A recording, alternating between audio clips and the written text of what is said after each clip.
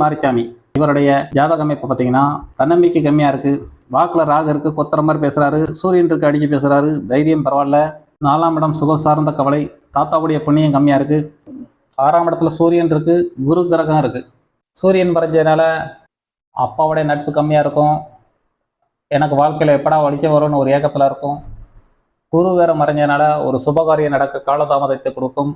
7ஆம் இடம் மனைவியோட அண்டர்ஸ்டாண்டிங் கம்மியாக இருக்குது, திருப்தி கம்மியாக இருக்குது. ஃப்ரெண்ட்ஷிப் சர்க்கிள் தேவைக்கு பழகிட்டு விட்டுருவாரு.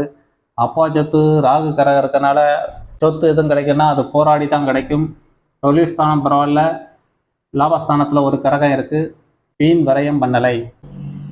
தன்னம்பிக்கை கம்மியாக இருக்குது. சுகம் சார்ந்த கவலை. தாத்தாவுடைய புண்ணியம் கம்மியாக இருக்குது. அதிர்ஷ்டம் யோகம் கம்மியாக இருக்குது. ஃப்ரெண்ட்ஷிப் சர்க்கிள் கம்மியாக இருக்குது. மனவிட விட்டு கொடுத்து போகிறது கம்மியாக இருக்குது. சொத்து எதுவும் கிடைக்குன்னா அப்பா சொத்து எதுவும் கிடைக்குன்னா ஒரு காலதாமதமாகி கொடுக்கும்.